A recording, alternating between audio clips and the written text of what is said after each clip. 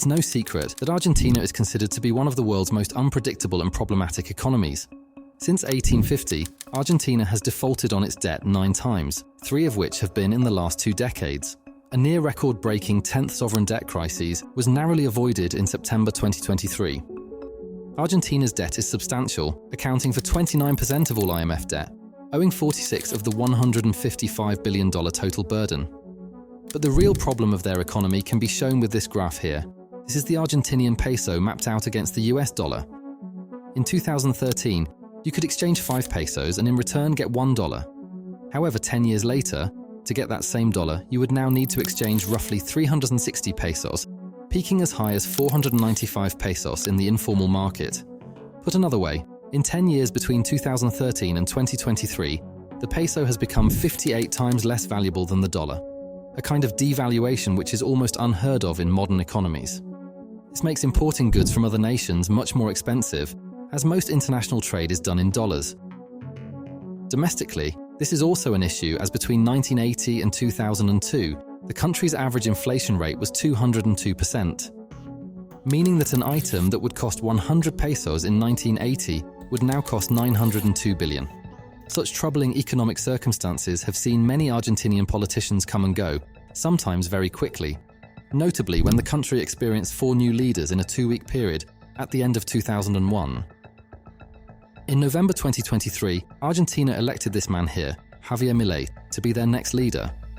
Milei has a background in economics. Having taught about various economic subjects and mathematics at universities, he used this to center his campaign around a pledge of fast and radical measures to fix Argentina's troubled economic situation, with soaring inflation and rising poverty. Milei takes office in a state of severe economic crisis. Annual CPI inflation rose to 143% in October 2023, the highest in over 3 decades. The fiscal imbalance is also large, and its financing via the central bank has fueled deep monetary imbalances, and net foreign exchange reserves have fallen to negative $10 billion, despite strict currency controls, as the governments tried to avoid peso devaluation. To provide some context to Argentina's current situation, it's worth turning back the clock slightly, as like almost all countries, its current position is rooted deeply in the past. Argentina isn't the most likely candidate for a ruined economy, having a number of comparative advantages with lots of land and possession of natural minerals. Its highly fertile land allowed it to grow to one of the most prosperous economies at the time, and in the 1920s it was one of the largest economies in the world. The bulk of the economic growth in this period was driven by being an established exporter of products like meat. It also attracted lots of investment and a flow of skilled workers who immigrated from Europe. At this time it was one of the most promising economies, and the average Argentinian was on par with the average citizen from developed European nations like France and Britain. But this started to slowly decline in the period leading to World War II. Then entered a figure who would change the course of Argentina's history forever: Juan Perón. The policies which he developed, and the subsequent political movement he inspired, Peronism, played a huge part in developing the modern economy of Argentina. With 16 of the 20 previous presidents being Peronist, it's important to note that Milei isn't. When he first came to power in 1945, Perón was a strong supporter of Italy's fascist leader Benito Mussolini, having traveled to Italy in the years before and becoming inspired by his work. Juan Domingo Perón's policies, especially during his first presidency from 1946 to 1951, have left a lasting impact on Argentina's current economic situation. Perón was influenced by fascist corporatist ideas from his time in Italy and aimed to organize Argentine society into state-controlled corporations to achieve social harmony and avoid the class warfare predicted by Marxist socialism. His economic policies led to the nationalization of industries like those in transport and energy, subsidies for domestic firms, and control over foreign trade, creating a system where corporations became economically dependent on the state.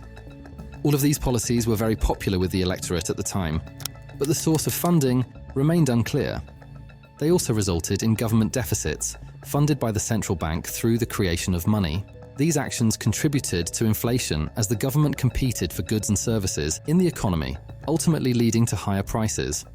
Additionally, Perón's control over the central bank allowed him to perpetuate this system of funding deficits, essentially institutionalizing fraud by using newly created money to take resources from the private sector. Legacy of Perón's economic policies such as the organization of society into state-dependent corporations, and the lack of an independent central bank continued to influence future governments. Subsequent administrations, including that of Nestor Kirchner, further manipulated inflation figures to conceal the true extent of economic challenges, contributing to the persistence of inflation in Argentina's economy. A combination of this legacy and other unsuccessful policies had led Argentina to its present-day situation. The role of the state still plays a large role in the current economic landscape, especially as many Peronist policies, like subsidies, are still in place. Most notably, a $12 billion energy subsidy, a source of contention in the recent election. The subsidies maintain low energy prices for the majority of citizens, but keep bills significantly below market rates, which requires heavy funding from the government to maintain. Ending these subsidies was part of Javier Milei's proposed economic shock therapy, a series of radical measures designed to address the country's multifaceted crises, encompassing hyperinflation, poverty, and a dire scarcity of foreign currency reserves. Milei, a self-proclaimed anarcho-capitalist, remains resolute in his plans to downsize the state and achieve fiscal equilibrium by the end of 2024, emphasizing stringent spending cuts as the means to attain this goal, implementing government transfers to poorer districts, even at the potential expense of challenging times ahead for the nation. However, cutting subsidies may not be the quick fix that Milei hopes for. Even though they are a contributor to inflation, accounting for nearly 2% of GDP, and their financing requires the central bank printing money, they also are crucial in alleviating the effects of rising inflation and poverty levels.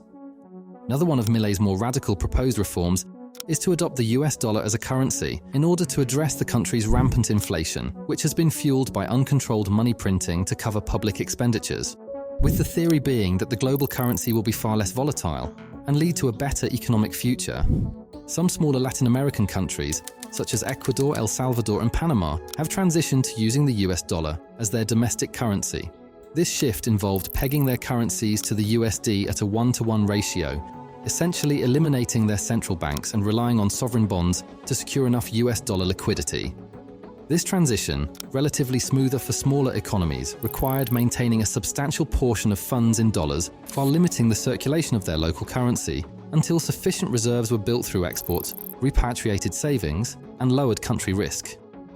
However, this process presents significant challenges for a larger economy like Argentina. Argentina had previously attempted a 1-to-1 currency peg with the US dollar in the early 1990s, but faced difficulties due to unsustainable deficit spending and an outflow of dollars exceeding inflows, leading to bankruptcy. Learning from this experience, Argentina would need a gradual approach and increased efficiency in output, particularly in its agriculture-dependent economy. Addressing issues such as a lack of incentives for heavy industry investment and an inefficient transformation sector becomes crucial. Additionally, managing defaulted debts, reducing deficit spending on social programs, and reforming state-owned entities are also necessary steps, although politically challenging. The country's sovereign credit is significantly impacted by its defaulted debt and reliance on IMF loans, making the situation complex and requiring substantial reforms for a successful transition. Countries like Ecuador benefited from a unified decision among stakeholders and political parties to adopt the US dollar, preventing excessive spending and ensuring financial stability. However, the political landscape in Argentina, with divisive figures like Milei, and the need for crucial alliances complicates the adoption of such reforms. The process to do this would entail many years and is not something that could not be done within a single presidential term, much less a congressional term, and is not something which can be resolved in 1 year, as some of the country's key policymakers seem to believe. As well as time, it will also require lots of spending cuts and consequently a lot of suffering, as cuts will undoubtedly need to be made to pensions and benefits payments, funneling money back into structural investments for the future. Whilst all of this is by no means impossible, given the country's current track record, it doesn't seem likely. However, for a country with such potential, there still remains hope.